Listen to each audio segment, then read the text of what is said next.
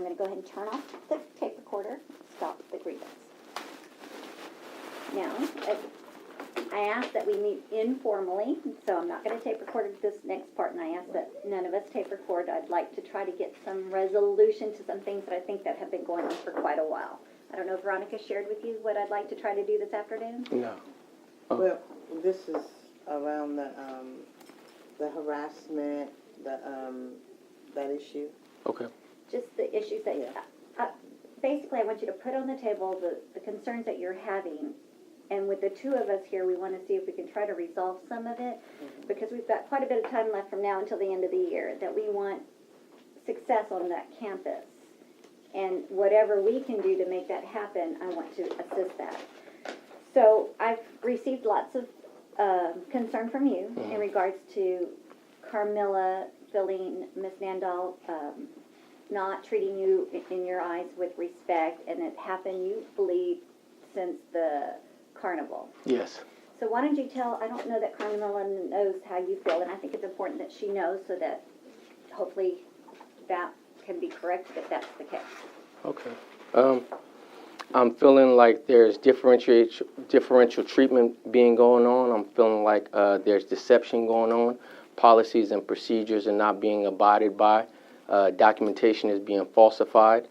Okay, let's talk about that so that she knows exactly. When you say procedures not being followed by the administrative staff? Yes. Okay. Like what? Such as over-observing individuals without proper feedback,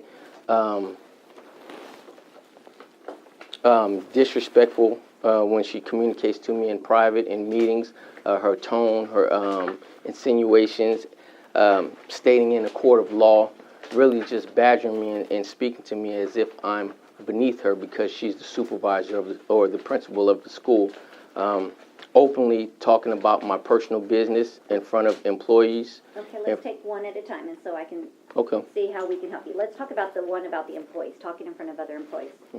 Yes. So where did that happen, and what was going on with that? Someone told me that she was in after she had and again, the only reason I know that is because it was told to me that she was in the front talking to Mrs. Hightower about personal information regarding to me as students, parents, and staff were walking by during the entire conversation. And do you know what the conversation was, or so that we can try to see if we can remember what was? They talked about how she was discussing not knowing what to do with me. The way I got the job was because I was a volunteer for the district. So this I can't remember all the other details, but that in itself. Okay. Can I speak? Sure. I would like to again, this is for informal, and I wanted to resolve. definitely like to know, because it is my reputation at stake. I feel like that is slander and not truthful, and I would like to know who reported that, and also I'd like it in writing from that person. Okay, Because again, I do feel like it's defamation of and I character. get that, Carmilla. For right now, let's try to make it as informal as possible, and just kind of let him explain what he's feeling, and if it didn't happen, maybe say that it didn't happen, so that he can understand. I mean, because that's what his perception is. Okay, it did not happen. He's saying it's Miss Hightower. We are on Miss duty. Hightower is your AP. AP, one of my APs. We are on duty every morning. I would never discuss a situation with a teacher where kids and parents walk through daily. So therefore I'm saying that that is a mistruth. And I do feel like it's slander and defamation of character. So if I need to get representation, I will. Okay. What about the second part? What was the other part that you mentioned? You said you felt that was set out in the open. Let's see. And again, he's... Oh, when Mrs. Turner had gone into a PLC and stated to there's three of us on third grade team, math and science, and they were in PLC, and I was speaking to Mrs. Thibodeau, in regards to concerns. I was at my office room talking to her, and Mrs. Turner came into the office and said, I know that you all have been wondering why I've been in PLC during all the, recently, but I want you to know that you're doing fine. And she named the other employees' names, and you're doing fine. Named the other employee's name, and left me mysteriously out of it. You're the only one that was there. Was not there, and it made the other employees feel so like, what's going on, that they came and told me about it. So it wasn't as if I just made it up or that I was even in the room when I heard it. Again, this is a third person saying something that made them feel uncomfortable, or they were not happy about the things that were going on. And I don't know, that's a conversation you're going to need to have with Heather to see if that happened. I'll let her know what Mr. Barone is accusing her of. But I'll also let you know that the specialist had come back to me and said some things that Mr. Barone has said about the school, about the leadership, so, and it goes in one ear and out the other. I do not write it down. I don't take it to heart unless it comes from Mr. Barone. Okay. And one of them was quite disturbed by something Mr. Barone said. Okay. So, it has never been brought up. I do not listen to it.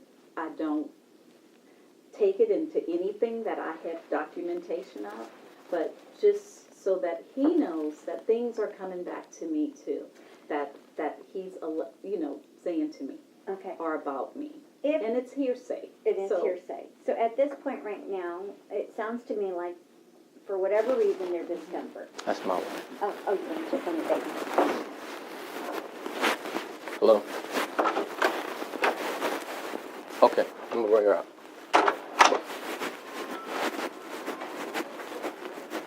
Excuse me. Excuse me. Thank you. How you doing? I know that there's some things that have happened in the past, and it's going to be back and forth. I think that that's going to be the case. You're going to have reasons for it, and she's going to have reasons for it. At this point, we all agree that we want from here until the end of the year to be successful. Right. And so what do you need to figure out? What do we need to do to make that happen? Well, this is what I feel the remedy or the overall thing is. There's a power struggle here, where one person is feeling like they run the school, and that could be far from the truth. I came to the school voluntarily. I've been living in the district for 34 years. I've been paying taxes in the district for 17 years. So technically, everybody in this district works for me. I vote, I pay taxes, right? So I'm not, by no means the low man on the totem pole. So even when I'm no longer teaching, I'm still going to be paying taxes. I'm still going to be living in the district. So I vote here. So I'm very influential. Now, the thing that I would also like to say is don't feel as though because I'm a teacher that I'm below a status or a title. I like to quote the Bible. Even Jesus washed the feet of the Apostle Paul. So I'm not above community service. I don't take my teacher title as I'm below anyone else. Right is right and wrong is wrong. I would agree. I think that there's teacher responsibilities and then there's principal responsibilities. Right. And that's what we're I hope that we're looking at. Not that anybody's treating anybody below. Are you needing a fan, Veronica? Are you cold, Carmela? No. Okay. So I think the assumption that somebody, because you're a taxpayer, yes, you are, but you're also an employee. I am. And we're all employees. And we're if I so choose to no longer be employed by the district, I still have a vetted interest is what I'm saying. Absolutely. And I've done so, I've had a vetted interest prior to becoming an educator. My students are in the district. My daughter is in the school. I also have my wife's family members in the school. My family members live around the school. So we're very concerned about the leadership and the way things are being handled in the school, in the district, and as a taxpayer. Okay, well, I understand that, and you have that right as a citizen to feel that way. But today what we're talking about is the relationship at work. And what I'd like us to do is, again, what does success look like from here until the end of the year? Success looks like You wanna go ahead and? Right, if you want- Well, I would like to say, given some of the things that Mr. Barone has shared with me that has been happening to him since he filed his grievance, I found pretty disturbing. I thought, all of a sudden, and this is not just happening with him. This is happening with other teachers across the district Okay. who bring forth a concern. I mean, there has to be an opportunity for the staff to share concerns. It has to be a place where they can come to you and say, hey, I don't think this is fair. I don't think I should have to do this. Before it's pinned, and now it's something formal. So, in regards to that, I think what she's saying is that For employees need to example, have a voice. yes, for example, the school carnival. When Mr. Barone shared with me what was happening in terms of his campus, he felt like he was being told he had to come and work. All 3 shifts. Yeah, and had to work the carnival. And I told him, I shared with him, really the carnivals are like, PTO events. And the parents usually support those type of events. Of course, the teachers have an opportunity to do it and have it noted on their evaluations, but you don't have to do it, but he felt that he had to do it. Can I speak? Sure, now? absolutely. Never was it stated anywhere an employee had to work, number one, and had to work all 3 shifts. In fact, you signed up for the shifts that you worked. In fact, we had so many volunteers there that most staff did not have to work at all. They walked around. 5 other staff members did not come that night. Never have I heard the word retaliation.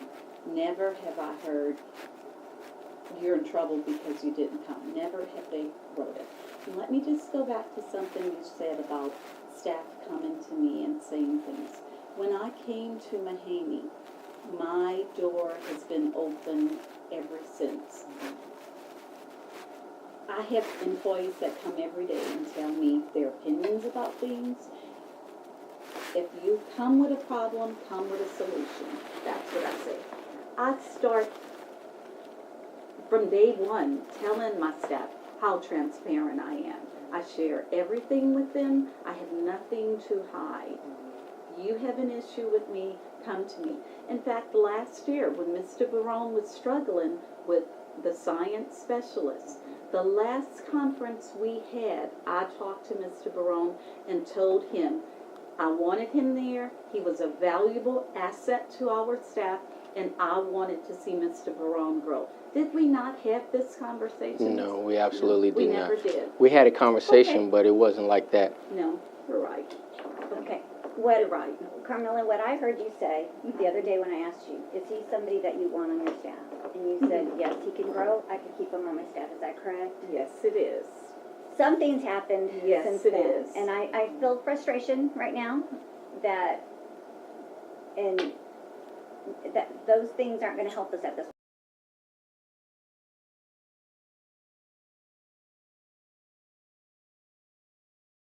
Our beautiful tree map here, that's what your team sheets were for, showing that we were all a part of this. Okay, I'm going to turn it over to our administrators here. Do you have any closing remarks, anything you want to add? The only thing I have, and I'm not going to stand, so forgive me, you can all hear me, is that there's just a couple of reminders that we do have Fall Festival coming up Friday night. It is Friday the 13th. That is going to happen. No. But I just want to remind you that we have lots of sign-ups, lots of games and areas that we can sign up. That sign-up sheet, I know Megan is working on it. Hopefully it'll be done tomorrow. The times. Sure, the times for the shifts are going to be different from last year. The first shift is going to be 5 o'clock to 6:30, and the second shift is 6:30 to 8. And everybody is supposed to be back from 8 to 8:30 to clean up and pick up. Everybody? Everybody. Yeah. How you gonna come back? Yeah, I thought last year, that I guess, you know, of course, where was I last year when this happened? In the hospital. So I wasn't here, but there was only a few people here to help clean up, and it took them a lot longer. So it was very unfair for those people who had to be here for that third shift.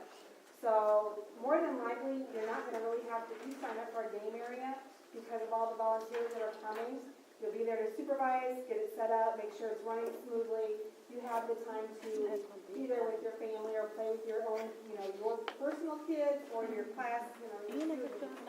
So you'll either be signing up for first and third or second and third. But that way, we can get done in 30 minutes if we have everybody's hands on deck, you know, and there's a real problem with it. Camilla and myself.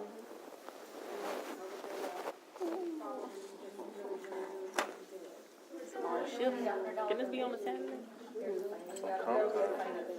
Is there gonna, what about the setup? Because last year was the same thing, there was just a few people setting up. Yeah.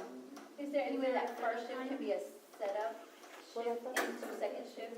Or we just have two shifts, a setup shift with work and then they overlap That's the way it with was work? last year, but, it was just relayed that it's Again, I 5 believe to. she's gonna ask that, you know, as many people are available, hands on deck, the faster, the more people you have, obviously, you know, you're just trying to know, the faster it gets done. Right. So, if you're available, you know, you have to run and daycare or run and pick somebody up or run and feed somebody or do whatever you gotta do, and come back, that's perfectly fine. But, you know, the expectation is gonna be from 5 to 6:30. So like 4:30 to 8:30 more or less. 4:30 to help set up, 8:30 to help clean up. Yes. Okay. 4:30 to 8:30. And one more thing, if you,